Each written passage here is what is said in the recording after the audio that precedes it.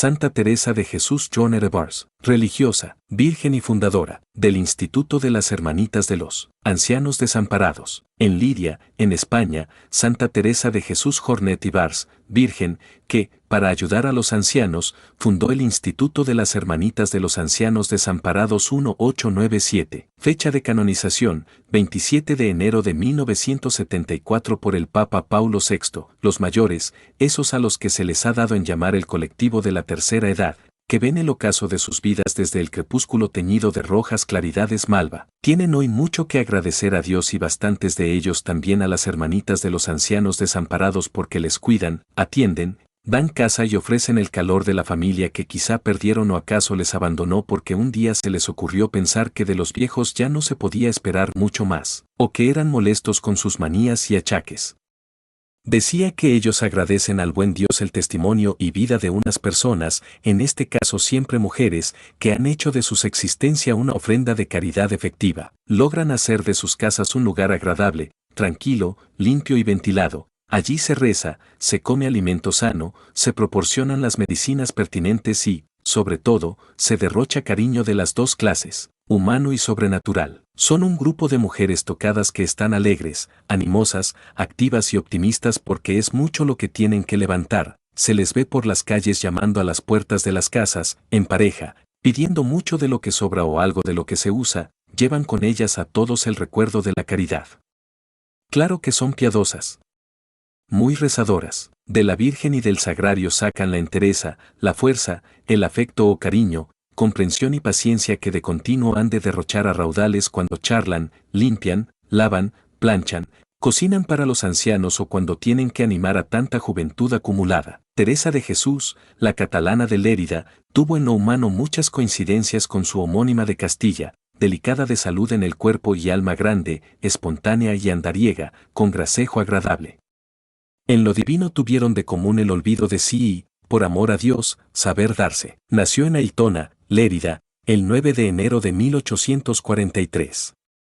Sus padres, Francisco José Jornet y Antonia Ibars, eran sencillos labradores, educando a su familia en la religión, su hermana Josefa, hija de la caridad en el Hospital de La Habana. Su hermana María se incorporó con María a la nueva aventura religiosa. Su hermano Juan, casado, dio 3 hijas a la congregación de su hermana Teresa, su tía Rosa, hermana de su madre, muerta en olor a santidad, su tío el beato Francisco Palau, fraile carmelita exclaustrado, apóstol, orador, escritor, penitente, un huracán enardecido, acabará también en los altares. Teresa creció en un clima doméstico de trabajo honrado.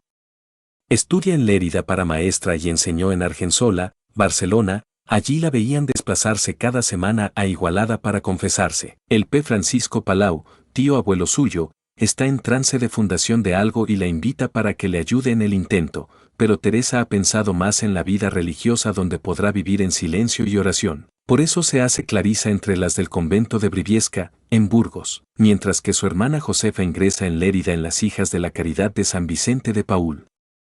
Pero la situación política de la segunda mitad del siglo XIX es complicada y compleja, no permite el gobierno la emisión de votos. Se hace entonces terciaria franciscana y recupera algo de la actividad docente. Cerca de su patria chica, en Huesca y Barbastro, un grupo de sacerdotes con de Saturnino López Novoa a la cabeza piensa en una institución femenina que se dedicara a la atención de ancianos abandonados. Comprende Teresa que este es su campo y, arrastrando consigo a su hermana María y a otra paisana, comienza en Puello con una docena de mujeres y desde entonces es la cabeza, permaneciendo 25 años en el gobierno. Desde Barbastro cambia a Valencia donde está la casa madre de las hermanitas de los ancianos desamparados porque es la patrona de la ciudad quien da apellido a la institución. Luego se extenderán por Zaragoza, Cabra y Burgos, llenarán de casas asilo que así le gusta a la madre que se llamen para resaltar el clima de familia, la geografía española y pasan las fronteras. Cuando muere Teresa de Jesús en Liria, el año 1897, llegan a 103 y deja tras de sí a más de 1000 hermanitas para continuar su labor hasta siempre, porque siempre ancianos habrá y algunos de ellos quedarán desamparados. No quiso ella canonizaciones. Lo dejó dicho y escrito por si hubiera dentro de la congregación con el paso del tiempo hermanitas canonizables. Mandó que no se gastara dinero en proponer a nadie la subida a los altares. Ese fue el motivo de que pasaran los años sin el intento de iniciar su proceso de beatificación. Y el rapidísimo salto a la canonización se debió a la sensibilidad del pueblo y a las manifestaciones sobrenaturales que tan frecuentemente Dios quiso mandar. Artículo de Archidiócesis de Madrid. El anciano abuelo tembloroso ensuciaba cada comida el mantel porque derramaba la sopa. Primero sus hijos le hicieron una cuchara de madera, pero incluso con la madera seguía ensuciando el mantel. No puede comer con la familia. Y lo llevan a la cocina. El abuelo tiene que comer solo en la compañía de sus hijos y de sus nietecitos. El más espabilado se entretenía jugando con un trozo de madera muy afanado. ¿Qué haces?, le preguntó su mamá, y el niño: estoy haciendo una cuchara de madera para cuando papá y tú seáis mayores. En la provincia y diócesis de Lérida y en Aitona, España, de Francisco Jornet y de Antonieta Ibars, agricultores, nace el 9 de enero de 1843, Teresa Jornet, hoy ya canonizada y patrona de la ancianidad. Su caridad activa hacia los pobres le movía a llevarlos a casa de su tía en Lérida, a donde se había trasladado para poder asistir a la escuela de la ciudad. Estudia magisterio en Argensola, provincia de Barcelona. Solicitó ser admitida en las Clarisas de Briviesca, cerca de Burgos, pero no pudo profesar por la prohibición de la legislación en vigor. Se dedicó a la enseñanza y se hizo terciaria carmelita. Una enfermedad que padeció después de la muerte de su padre la obligó a permanecer en su casa por algún tiempo. Don Saturnino López Novoa, canónigo de Huesca, su director, a quien confió la dirección de su alma, la encauzó hacia la fundación de una obra destinada a recoger a los ancianos sin familia y sin medios de subsistencia. Teresa, que hasta el momento había tenido la impresión desagradable de no haber hecho nada en su vida, se orientó decididamente hacia este ideal. En 1872 fundó la primera casa en Barbastro, con la ayuda de algunas jóvenes y de su hermana, María. Teresa se adelantó a su tiempo, porque entonces, hace más de un siglo, aún dejaban en la cocina a los abuelos, aunque con cuchara de madera, pero ahora ni los quieren ni les cuidan, y se arman líos entre las familias para zafarse del engorro de los viejos, según el refrán: parientes y trastos viejos, pocos y lejos. En el continente africano carecen de frigoríficos y de muchos de nuestros cachivaches de la modernidad, pasan hambre y toda clase de necesidades, pero conservan su humanísima tradición de respetar al anciano y considerarle como una bendición. Les minusvaloramos en esta cultura de la juventud, la belleza y el cultivo de los cuerpos, pero en humanismo el tercer mundo va por delante con nota al mundo que se cree supercivilizado. El 27 de enero de 1873, los miembros de la nueva congregación recibieron el hábito religioso y Teresa fue elegida superiora.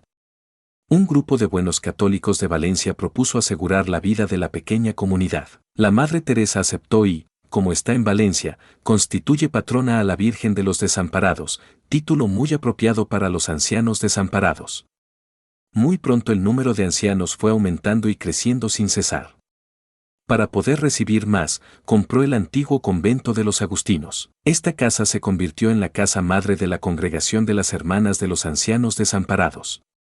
Se desarrolló tan deprisa la obra que en 1887, cuando fue aprobada por la Santa Sede, contaba ya con 58 casas. María Teresa de Jesús formó muy sólidamente a sus hijas en el cumplimiento de sus obligaciones con los ancianos, hasta exponerse a la soledad, al frío y al hambre, para poder darles abrigo y un verdadero cariño. Aprendió de las terciarias carmelitas la devoción a la Virgen y de las clarisas el amor a los pobres, y en los ejercicios de San Ignacio, el ardiente deseo de identificar sus sentimientos con la voluntad divina.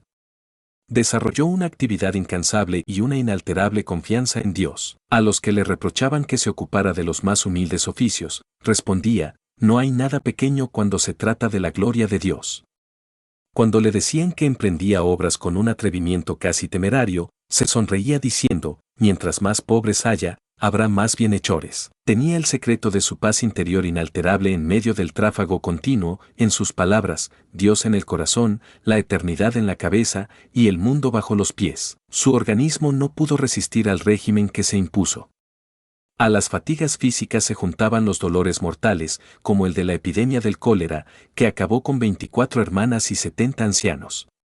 Cuando la enfermedad la obligó a detenerse, se retiró a Liria, Valencia, con la esperanza de que el buen aire le devolviera la salud. Murió ahí, el 26 de agosto de 1897, el 27 de abril de 1958 el Papa Pío XII la beatificó y fue canonizada por Pablo VI. Autor: P. Jesús Martí Balleste.